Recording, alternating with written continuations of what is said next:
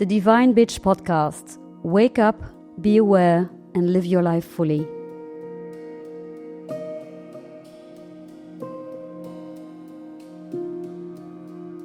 Welcome to a new episode of the Divine Bitch Podcast. Join us when we journey into awareness, explore what it truly means to wake up, expand your consciousness, and live your life with presence. Hi Anja. Hi Thomas, hi again. In this episode we'll be talking about the laws of the universe. Exactly. Mm-hmm. Interesting topic, right? Yeah, that's why I'm really excited to talk about the laws of the universe. I've been reading parts of your book as preparation for this episode, and actually you wrote it in the book yourself, The Incredible Power of Presence. And I added, in an overstimulated world. Tell me, Anja, the incredible power of presence. Yes. I notice that incredible power of presence on a daily basis in my practice. What it means is being connected to who you really are. And that translates very easily to other people. I had an interesting conversation with the CEO of one of my clients not so long ago. And I said, I think I'm going to close off the assignment here because I don't have so many things to do. And he said, can you just stay on just for a couple of months more? Because when you are here, things are different. He said, I can feel your presence from the moment I walk into the office. And that's why I say presence is really felt by others. In my cabinet, it means that people are relaxed after 5 to 10 minutes, that they feel they can be themselves, that they allow themselves to cry, or that they really feel they can express themselves without having to think what they're saying exactly. And being present is really important also when you're raising children. A lot of parents think that they have to be the best educators, but try and just ground yourself in the presence of your child and see what happens. Presence is really felt. You are in the moment, not distracted by other things, not distracted by your thoughts, and you allow yourself to be there for the other as well. I think it's something that is really, really strong. Being fully present is a choice. It is. It is a choice, and that's why I can get really upset sometimes when I see children struggle with their parents, for instance. I mean, it means you slow down. It means you are conscious of your distractions. It means that you put down the phone. Because you know it's important for the other. I mean, if you go to a restaurant and the other person you're dining with puts their phone on the table, that's giving a strong message, isn't it? In what way can you then really say, I am present here with you to have dinner? That phone is already on the table, even if it's turned down. It's given a strong message. I try and stay away from people who are no longer present. If I'm being honest with you, because for me, it is such an important element to connect. And it doesn't mean you have to be present like fully all the time, constantly. I don't mean that. But choose people that you connect with wisely. Because if you feel that a person does not want to be with you or chooses for to be distracted by their phone all the time, then choose differently because you're not connecting with the person anyway. That may seem a little bit strict, but it's important that we as grown-ups really are aware of that. Our presence matters for the people that we are connecting with, for sure. Yeah. And also for ourselves. Yeah. In the first instance, because obviously if you're not showing up for yourself, then how can you show up for others? But a lot of excuses are being made in that area. I don't have time for that, or I am tired for that, and that's fine. But then make a different choice. if you make a choice to show up for somebody, then try and be present. Yeah. And also a lot of explanations, like you said, being too busy. Oh, there's so many things on my mind. There's could be so many reasons that people choose not to be present. Yeah, we have millions of reasons. I mean, we're living in a fast-paced world. We have a lot of obligations, sure, but still choose what you are dedicating your time to and choose how you want to be with yourself. Can you really take the time to do a 10-minute meditation to actually be present with who you are? Or do you need the meditation and do you put the television on instead? Or do you browse on your phone for an hour? And then you still say you don't have time, but you just spend an hour on your phone. So yeah, it's important to teach children that nowadays, because we are really losing ourselves into evasive behavior in that sense. To continue with the laws of the universe, actually, I find the incredible power of presence, especially the word incredible that you used in the book. That was, for me, the reason to start with it in this episode. But actually, the topic is the laws of the universe. And we're not going to cover all the laws that you've described in the book. But for me personally, there are two ones that not only catch my eye, but resonate very deeply with me as a person at this time. But the first thing I want to ask you is, what's for you as being the main law of universe that resonates for you? It's definitely the law of attraction. What you radiate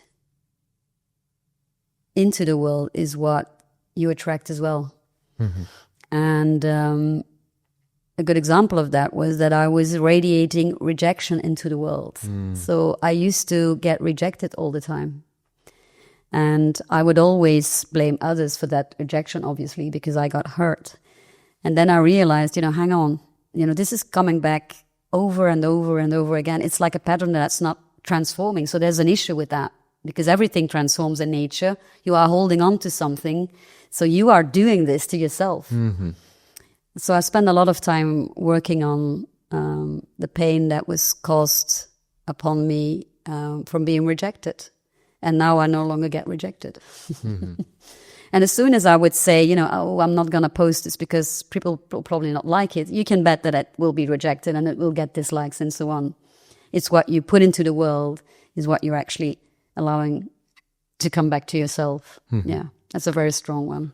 Who you are is what you attract. Exactly, totally. Yeah. What was the one that attracted you most, Thomas? I'm curious now. The law of duality. Okay. Yeah.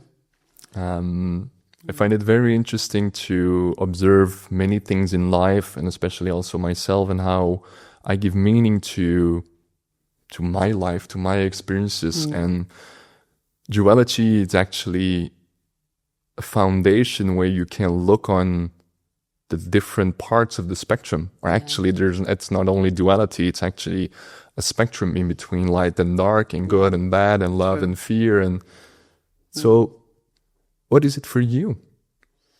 Love duality. Every up has its down and vice versa. Where there is light, there is darkness. And more, I realize that the two parts are one. And it's very hard to explain this in words, but I used to be very black and white. Very black and white, Even my house was black and white, The paint was literally black and white. My car was black, I would wear black. My hair was white, That was the thin line of my life, actually. But more and more, I started embodying the opposites. So I realized that kindness and anger come from the same source of energy. And it's the earthly life that makes us qualify it as one or the other. But for me, both fall together. I used to be very strong on anger, on fear or love. So for me, there was nothing else but fear or love. So I was consistently saying to people, "Oh, this is fear now. You're scared now. You're saying this to me because you're scared." Or I would say, "Oh, I feel that this is coming from a place of love." More and more today, I feel both fear and love come from one source. So I would say that today I am much more living in a non-dual world than before. I didn't even realize it, or I didn't do any specifically for it. It's not that I started reading upon non-duality. I just realized at some point that both were falling together. And in the past, it was definitely not the case. I was quite judgmental as to what was fear, as to what was love. And, there was no mix between the two. But interesting, because obviously you learn a lot about your own capability as a human being to qualify certain things. It's quite possible for me to be in feeling light and then to see the rest as darkness, or vice versa. Now both are the same. Yeah. It's interesting how things can change over time.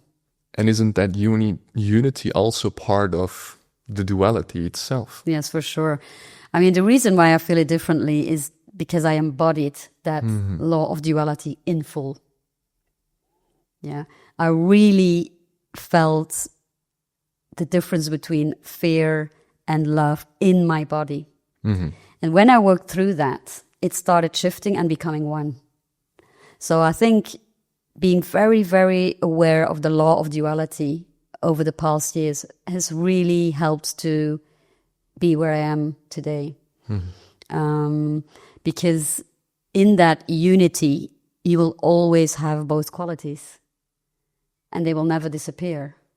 It's just that I realize now that, for instance, to give an example that might help, I felt a lot of anger on the inside when I was young, that really deep-rooted anger that I expressed through boxing, that I expressed through fighting.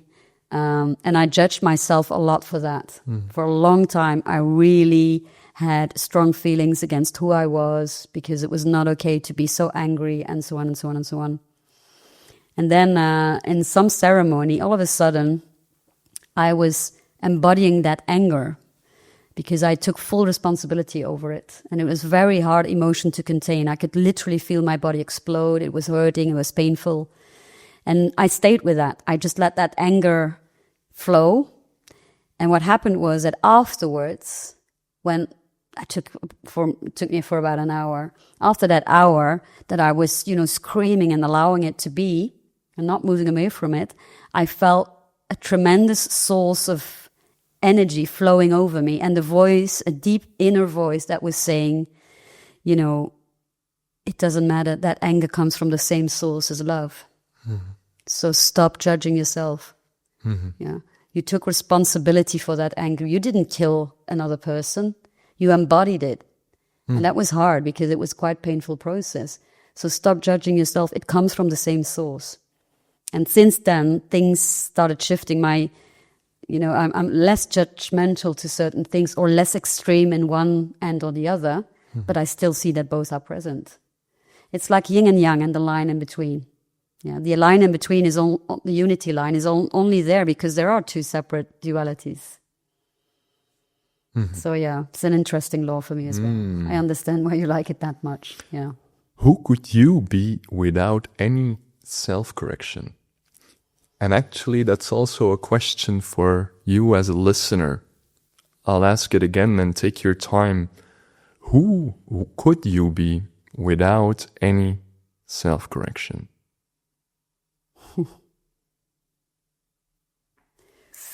Who could I be without any self-correction? I probably would not have a body anymore, I would say.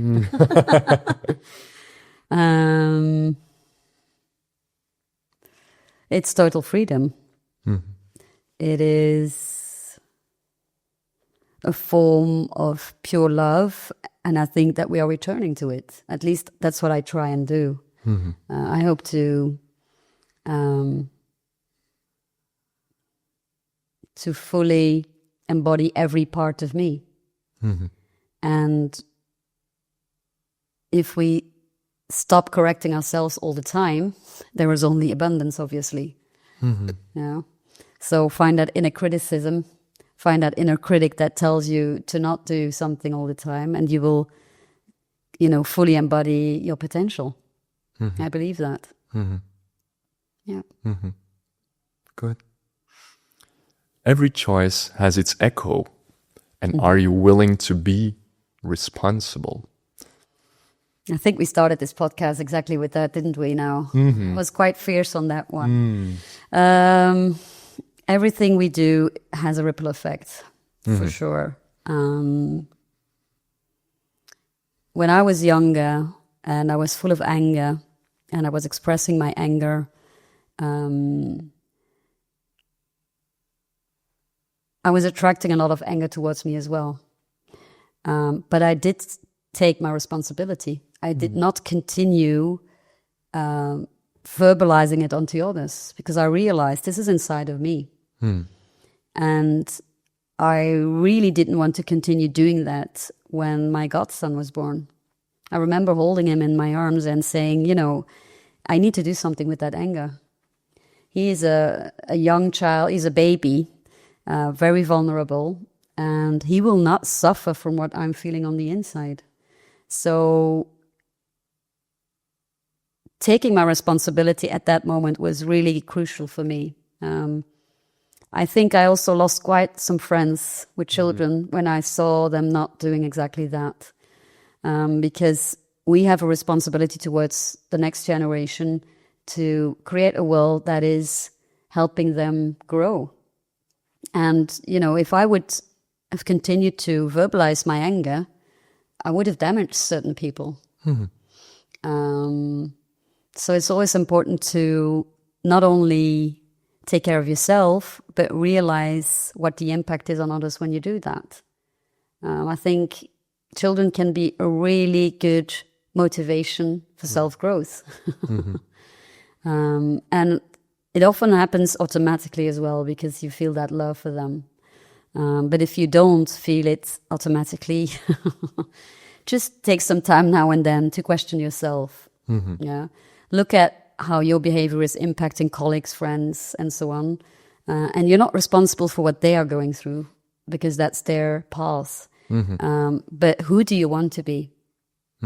Do you want to be that angry, frustrated person, or do you want to be someone that is a beacon of trust, who's there for others, and who helps people to embody their full potential? Who do you really want to be? Yeah. And for me, it's also about, as we talked already, the law of attraction. Many people are happy and proud to say things that about good things happen in your life, and you say, this is me attracting, this is my part, this is my abundance, this is my love, this is my power, my whatever.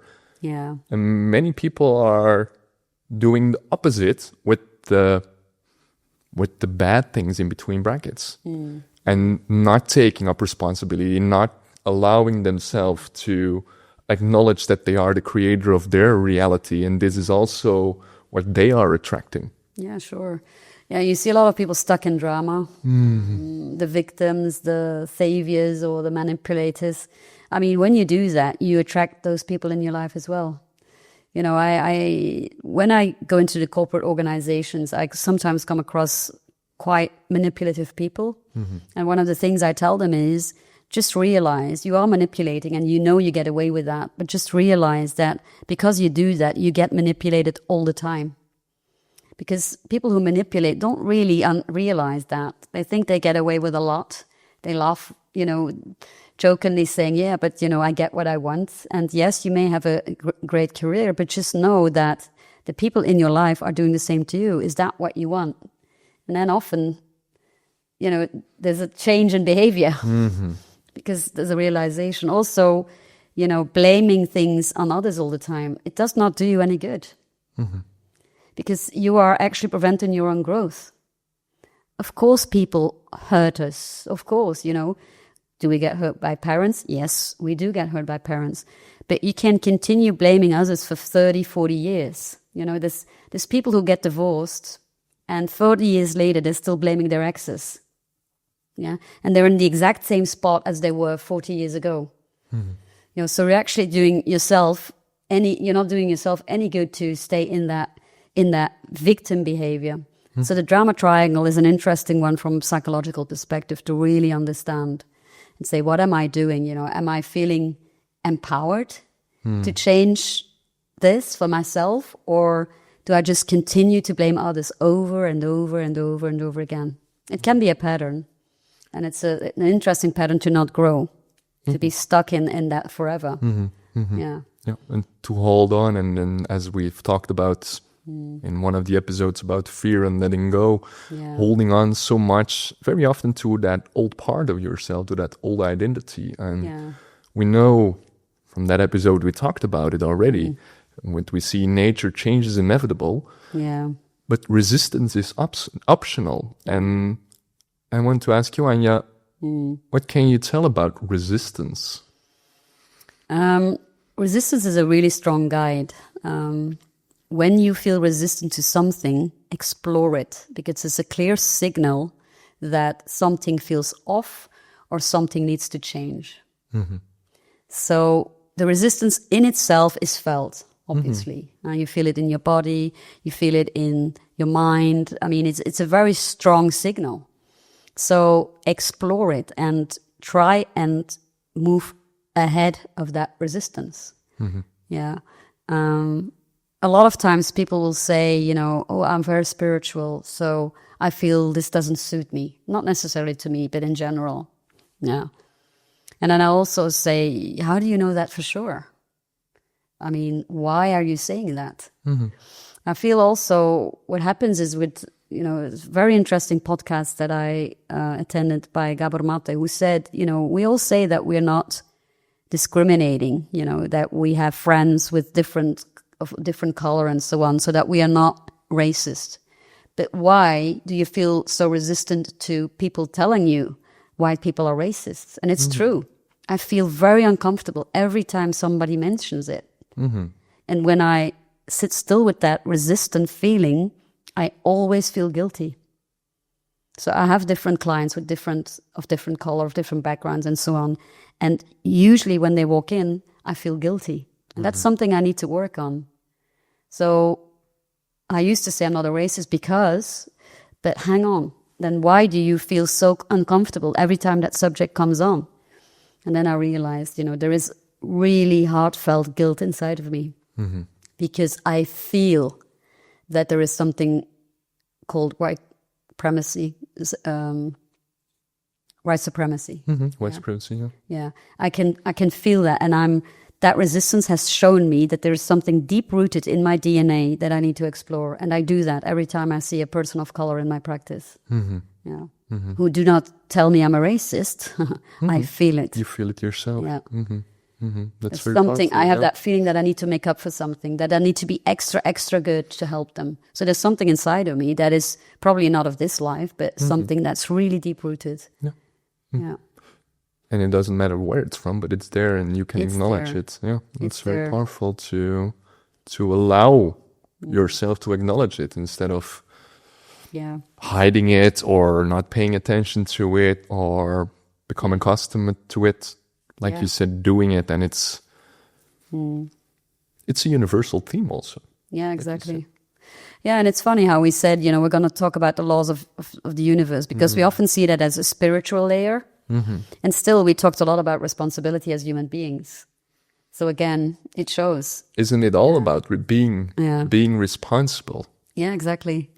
It's a choice too, but it makes a huge difference. And the universal laws help us because they're good guides. They're showing us how everything is supposed to work as a matter of speech.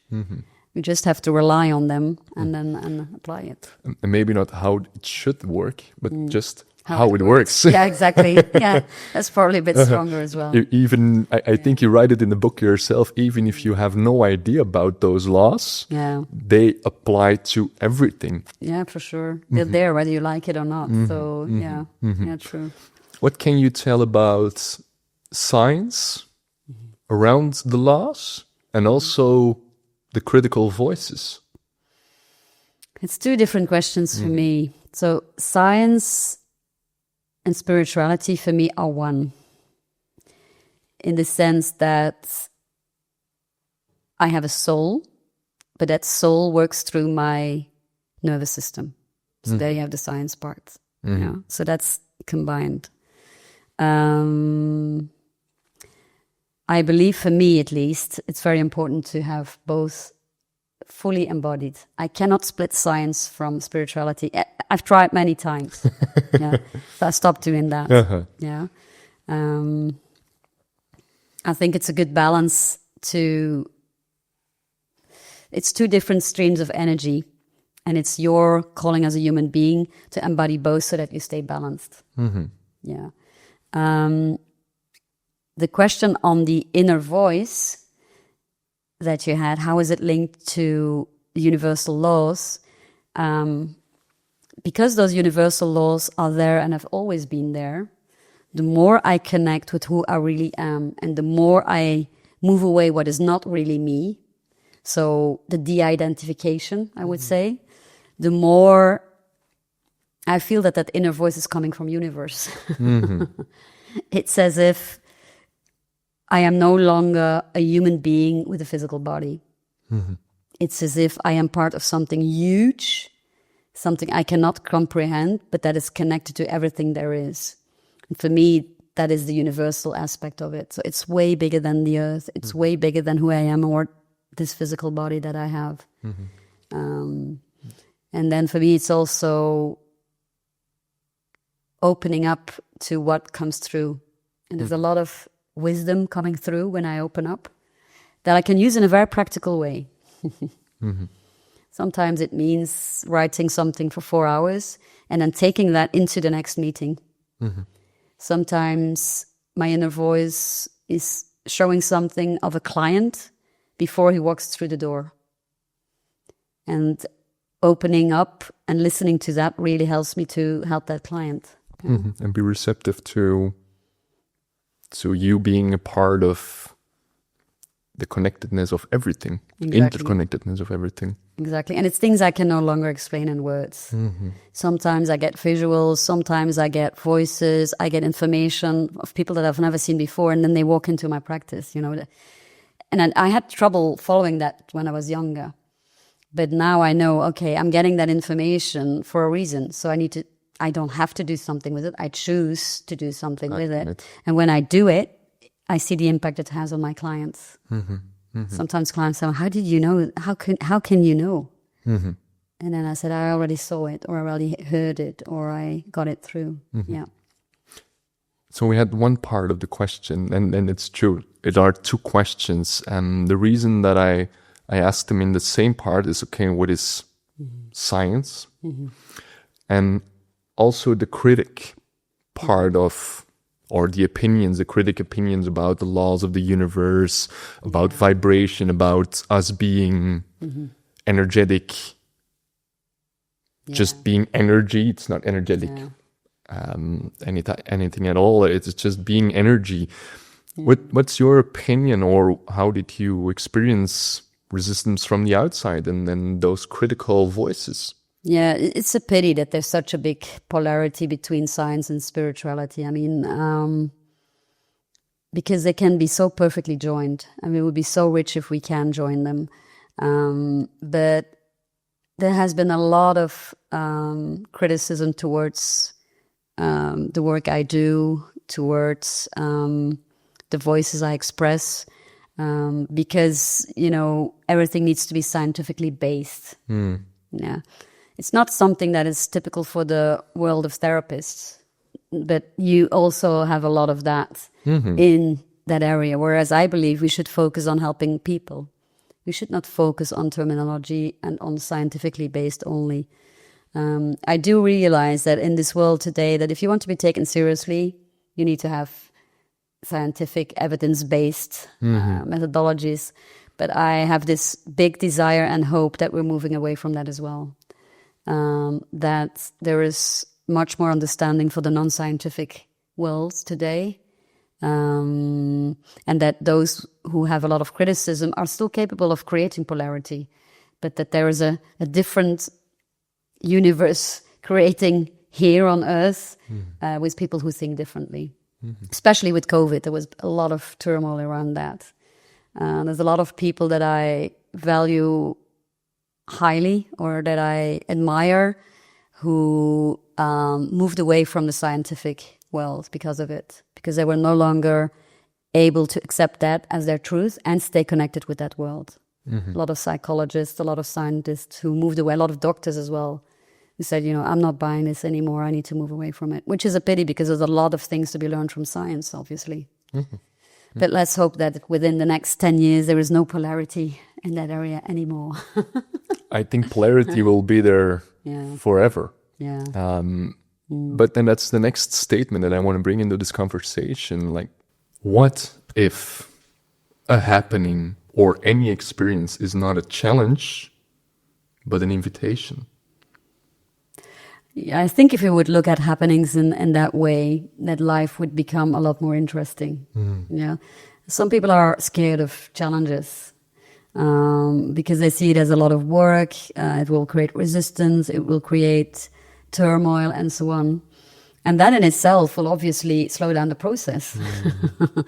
So it's a good suggestion to look at to look at happenings as experiences, as something that we can learn from. An invitation to grow further, because that's really what it is. I also look at disease in that way. A disease is a signal from the body that something can be healed.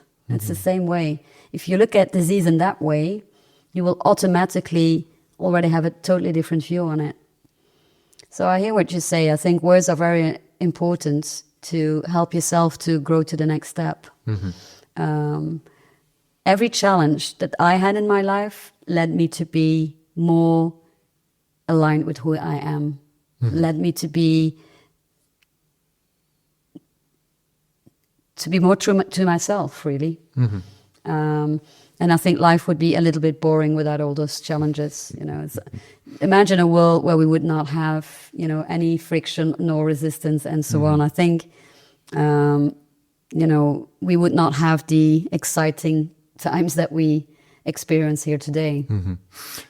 The challenge is also the description that you give to it. Yeah. And that's why I'm playing with these words, the difference between challenge and invitation. Yeah, sure. I see also we've talked about the law of the law of attraction.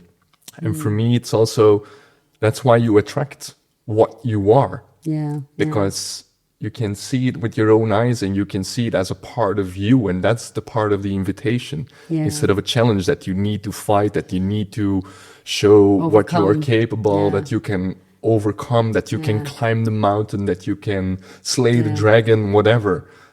I think these stories are parts of myths.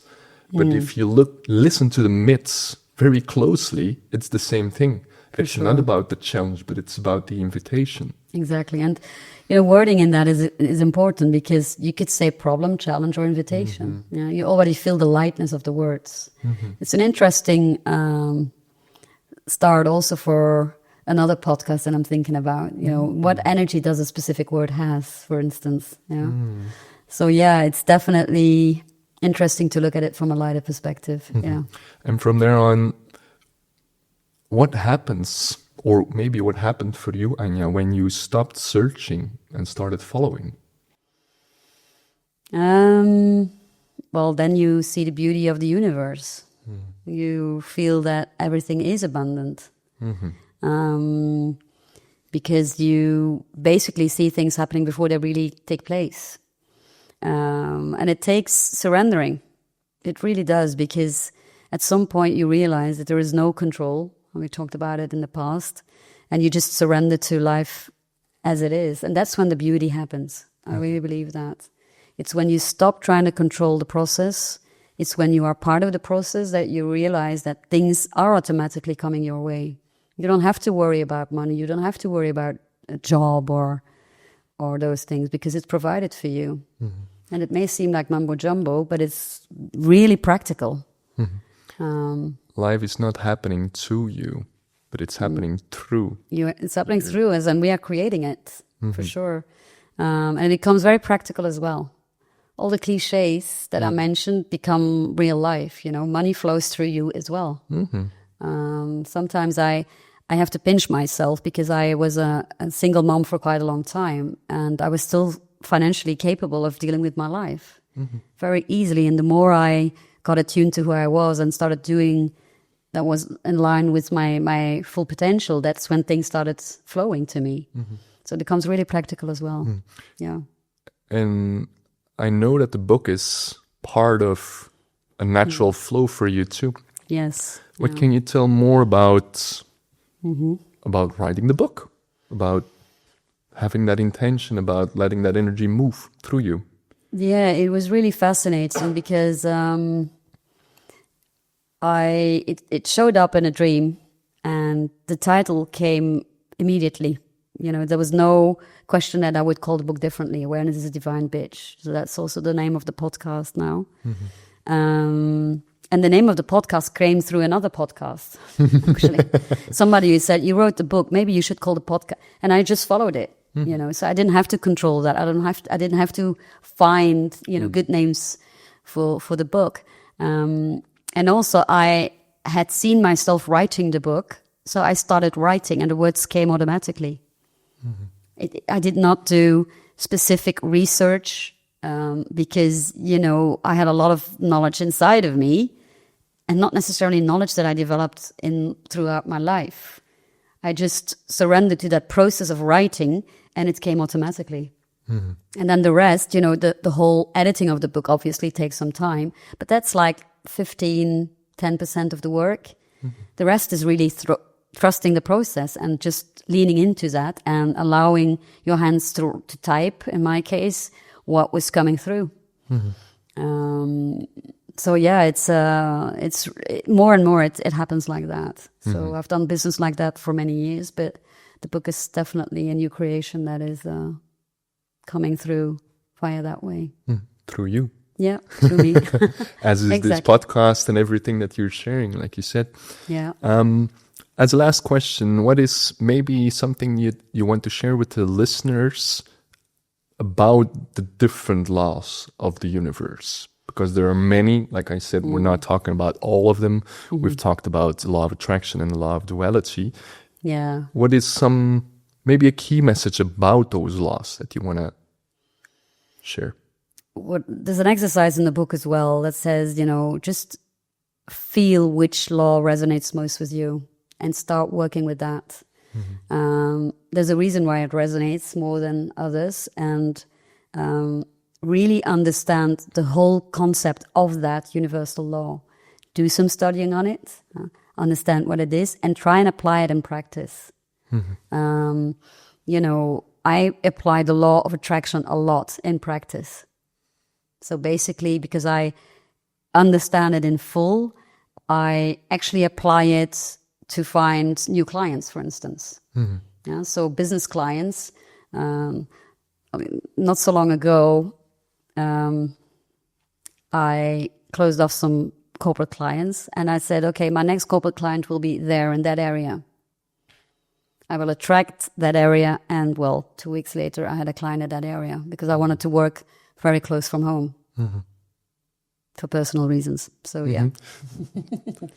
Because it felt like you felt like working closer to home. Exactly. So I said, I'm now going to attract. So I literally expressed that. I will attract now a corporate client very close to where I live in that specific area. So where there's no businesses at all. So it was really funny. I wanted to test the law of the universe. So do it. And it's a good exercise in the book as well about that. Yeah. Okay, perfect. Thank you, Anja. Thank you, Thomas. Thank you again. Thank you for joining us on the path of awareness. Pay attention, open up, and remind yourself that awareness is not a destination. It's a way of life.